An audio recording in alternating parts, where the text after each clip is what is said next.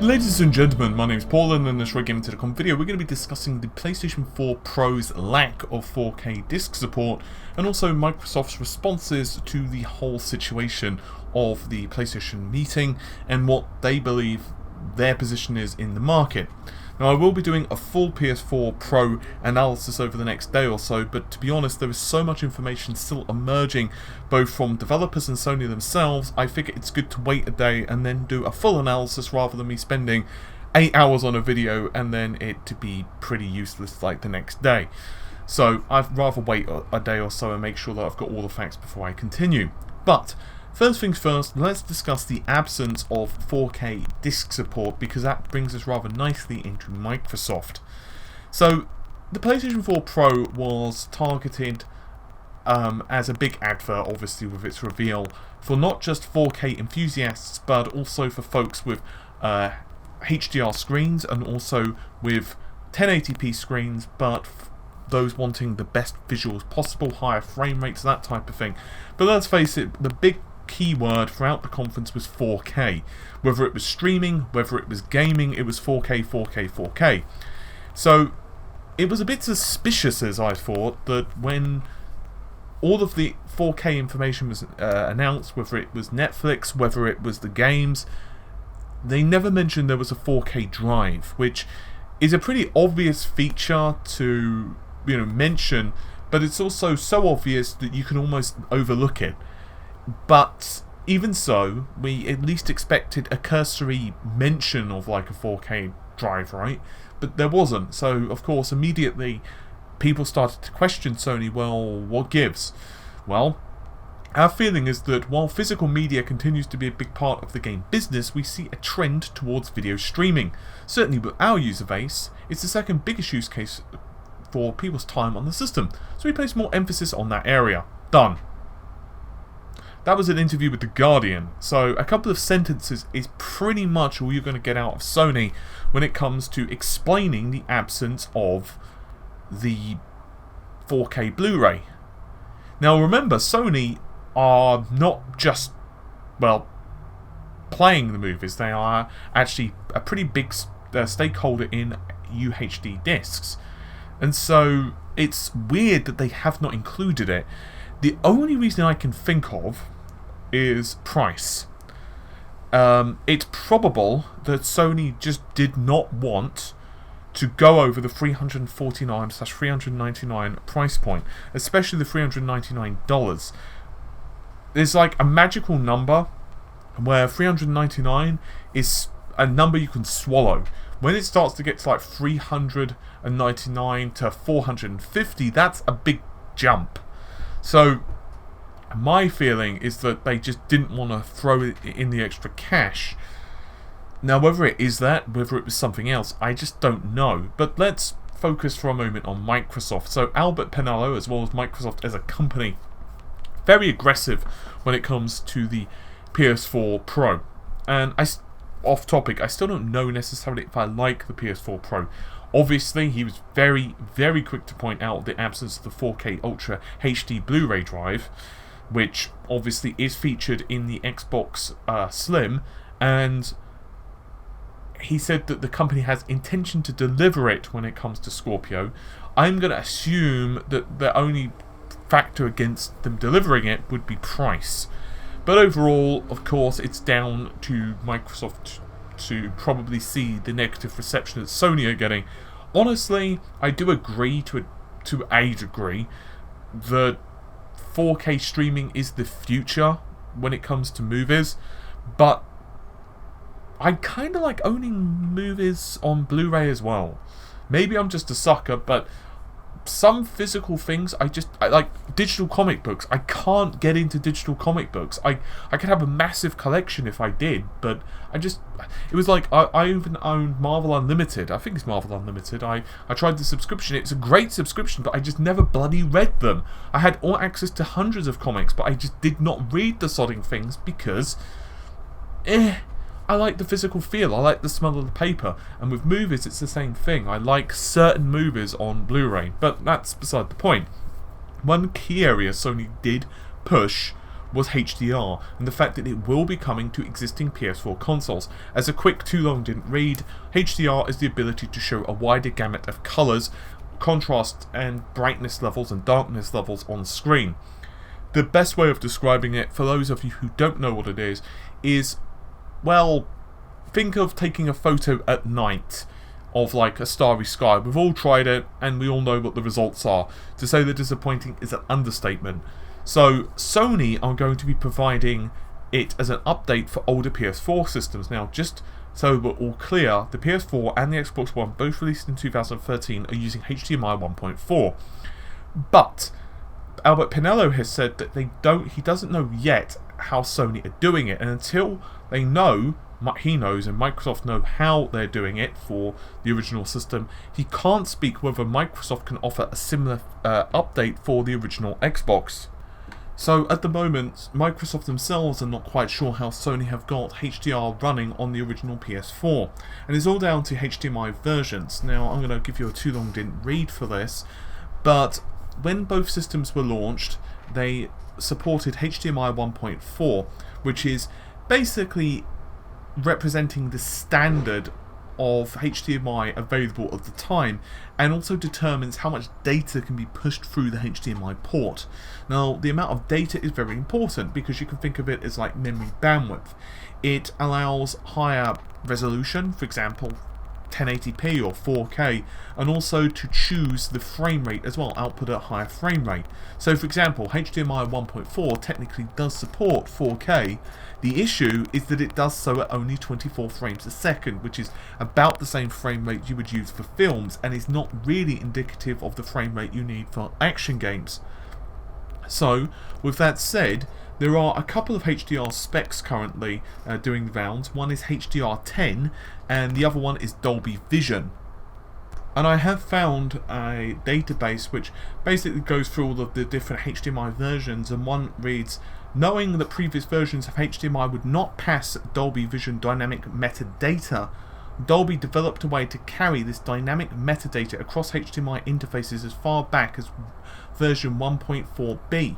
This basically means that although it would still require a firmware update for PlayStation 4 compatibility, the bandwidth requirements of the HDMI port are not massively higher, but it does depend exactly what methods are being used in the background, and honestly, this is one of the reasons that I've somewhat put off the PS4 Pro video, because I'm still trying to find this stuff up.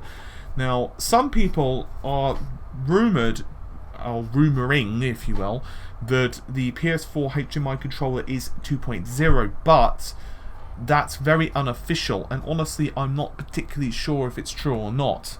Various things, the performance delta will be obvious, he told Polygon. I believe the difference between what we're going to deliver with the Scorpio from a performance perspective and the PS4 Pro will be, quote, obvious to customers. I believe we have the best value this holiday, and I think we're going to have the most powerful box next year. And of course, pricing. So what about the price?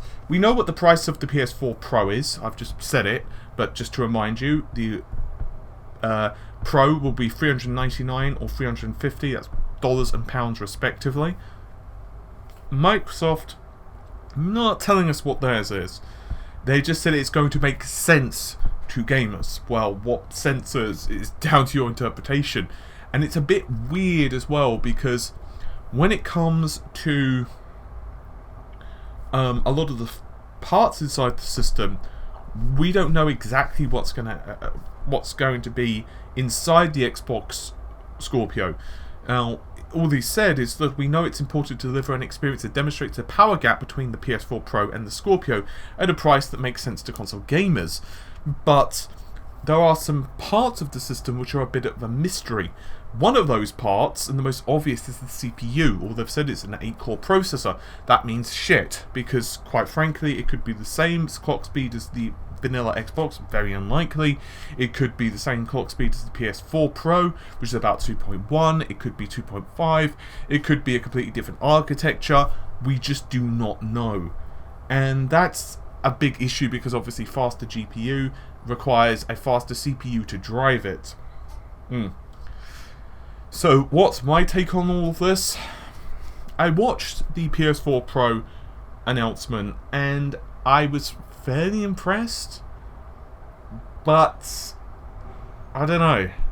Like, an issue with HDR gaming, for example, a really big problem is it's difficult to sell the damn thing, because it's like, HDR, yeah, okay, it looks impressive in person, but to show it requires to be in person. Microsoft and Sony and AMD and Nvidia and any company could show as many damn videos as they want, but ultimately they're only a facsimile of what you really would see on a true HDR screen.